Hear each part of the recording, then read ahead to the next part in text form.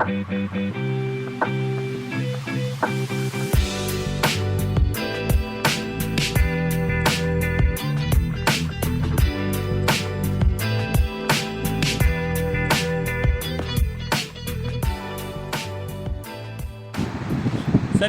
alors je me trouve devant la nouvelle aile qui m'a été envoyée par Penche.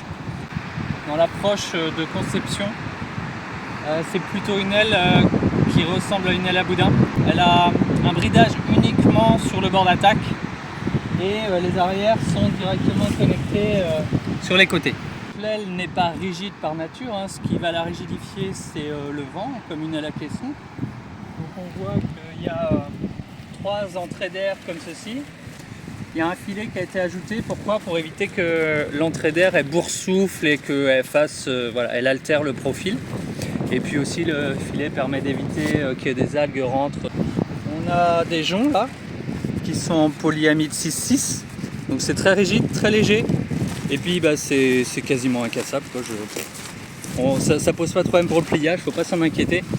Et ça va jusqu'au milieu de l'aile à peu près. Donc ça rigidifie essentiellement l'avant de l'aile, puisque c'est elle qui a besoin de tenue. Les caissons transversaux sont connectés directement au bord d'attaque, donc ça se gonfle tout un peu comme un one pump le ferait sur une aile à boudin.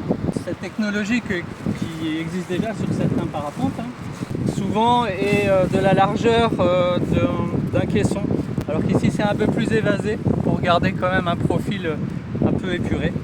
Aussi sur les parapentes, il y a un bridage forcément sur chacune de ces parties-là pour la maintenir. Là, il n'y a pas de bridage sur toute la partie principale de l'aile, il y a vraiment un bridage que sur l'avant. Les entrées d'air sont munies de chaussettes, c'est-à-dire que l'air rentre mais ne peut pas sortir. Et on les a fait très très longues pour éviter que l'eau puisse, quand on chute, rentrer dans l'aile. On a une petite purge qui fait que l'eau de toute façon s'échappe au moment où on redécolle. Voilà. Il y en a une de chaque côté.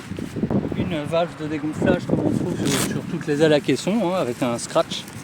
Voilà. Et puis l'aile se vide. Donc les arrières sont connectés en direct sur l'aile et ça fait une aile aussi plus réactive, plus directe. Une aile à caisson, un peu comme une aile à boudin. On sent que l'aile est rigide quand on tourne et réagit de suite. Notamment parce qu'il y a des rigidificateurs en 2 parties pour éviter que l'aile se coince et se démêle de son bridage toute seule, et ça permet aussi de la plier. Donc la particularité principale de cette aile, c'est donc ce fameux bridage qui n'est présent que sur le bord d'attaque de l'aile, réparti en 2 points à chaque fois, pour bien que la puissance de l'aile soit retranscrite dans le bridage sans déformer l'aile. Et à l'intérieur c'est complété de toute une structure interne. On voit les dérives ici. Ici là, à chaque fois il y a des mini-ribs. Toute cette structure permet à l'aile de garder un shape le plus propre possible, éviter les petits plis, que la puissance soit retransmise de façon immédiate dans l'aile. Quand on prend la puissance, on l'a tout de suite. On a déjà 4 fois moins de bridage qu'une aile à caisson classique, mais en plus avec ce bridage fin, vous pouvez imaginer que la traînée est vraiment réduite au minimum. Contrairement à une aile à caisson, il faut régulièrement vérifier que tout est bien réglé. Voilà, c'est comme une aile à boudin, on a un bridage très simple sur le bord d'attaque, donc vraiment il n'y a pas de maintenance à prévoir plus que ça. Donc, comme on peut trouver sur les ailes à boudin, donc il y en a une qui est au niveau des connexions des avants, et il y en a une directement ici, au niveau de l'aile. Donc vous voyez, c'est vraiment des poulies qui ne peuvent pas s'emmêler dans le bridage, et avec la force assez légère qui passe dans ces poulies, il n'y a pas de raison de s'inquiéter sur la maintenance de l'aile.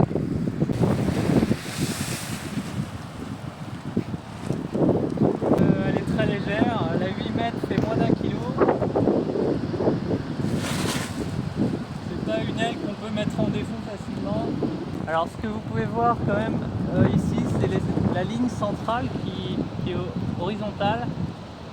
Ça permet de régler à volonté le drift de l'aile. Donc c'est un élastique, là il est légèrement tendu, et quand on borde l'aile pour prendre de la puissance, cet élastique se détend et on a une puissance normale, une aile complètement normale. Donc pour les débutants, pour ceux qui veulent un drift maximum dans les vagues, vous pouvez tirer dessus. Là le fameux élastique dont je vous parlais est ici et qui peut se régler plutôt détendu ou plutôt tendu. Donc là on voit que la latte en 2 parties permet de la plier plus court. Il ne faut pas oublier d'ouvrir la valve de découplage. Voilà. Et les joncs sont solides, ce qui n'est pas vraiment déformé. Voilà. Et vous avez votre aile qui ne prend pas de place, qui ne pèse pas grand chose. Donc le décollage fonctionne comme n'importe quelle aile à caisson. Vous sablez un côté de l'aile, puis vous bordez le temps que l'aile se gonfle. Moins il y a de vent, plus vous pouvez vous mettre en milieu de fenêtre au moment du décollage. Voilà, là l'aile est gonflée et elle réagit normalement. Donc comme il n'y a pas de bridage sur toute la partie principale, l'aile est complètement libérée. On voit qu'elle peut se twister comme une aile à boudin. Ça rend sa rotation très agréable, très prévisible. Et si vous venez des ailes à boudin, vous ne serez pas dépaysé. Et si vous venez des ailes à caisson ou des ailes hybrides, vous découvrirez des ailes plus agiles. Donc le fameux test de stabilité qui consiste à pomper sur les avants pour vérifier que l'aile ne décroche pas, y compris en bord de fenêtre où il faut marcher vers le vent pour simuler un drift d'une aile. Et vous pouvez voir que l'aile est donc irréprochable, qu'on court sous le vent ou pas, l'aile ne décroche pas. L'aile fonctionne très bien en déhooké, elle est réactive, elle tire, elle ne surborde pas.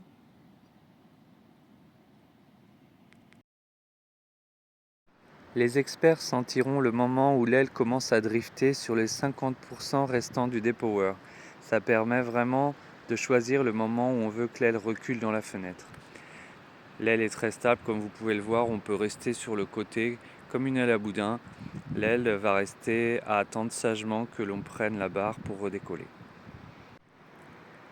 D'ailleurs, ce redécollage fonctionne de façon quasi automatique dans la plupart des cas.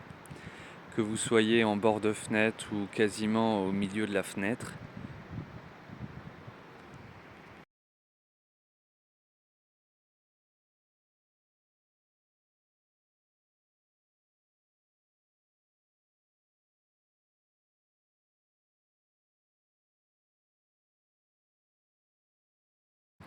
Si vraiment l'aile est bloquée en milieu de fenêtre, vous pouvez tirer un arrière légèrement.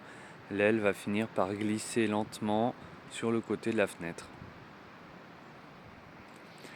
Vous pouvez aussi alléger l'aile en tirant les 2 arrières, vraiment pour lui permettre de mieux pivoter si décidément elle ne veut pas pivoter. Il y a plusieurs façons de poser l'aile, soit en arrière en tirant fortement les 2 arrières et en attendant que l'aile vienne se poser sur son bord de fuite. Une fois qu'elle est posée, si on ne tire pas sur les avants, il y a de fortes chances qu'en plage basse elle reste comme ceci. La façon plus classique de larguer l'aile sur un avant, donc si vous actionnez votre sécurité par exemple sur votre barre. D'ailleurs, dans la plupart des cas, si vous reconnectez, l'aile pourra repartir toute seule sans être emmêlée. Enfin, si vous possédez des arrières sur des anneaux, ce qu'on appelle des Oshit handles, vous pourrez larguer aussi sur un arrière. Pour les experts en plage basse, vous pouvez remonter en tirant les avants jusqu'à l'aile. Forcément, cette méthode est déconseillée. Vous pouvez faire plein de choses avec cette aile. C'est pratique pour initier des amis ou pour faire ses premiers pas en kite. Par exemple, vous pouvez connecter uniquement les 2 avants. L'aile va très bien se comporter. Vous pouvez même les mettre à votre barre. Vous pouvez les prendre en direct au niveau du bridage si vous voulez. L'aile va voler et ça donne des premières sensations sans trop tirer. Voilà.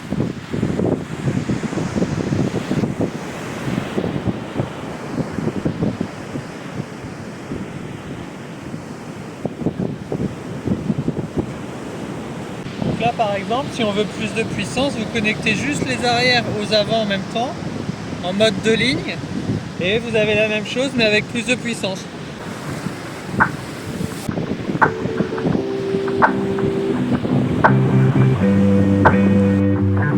Merci.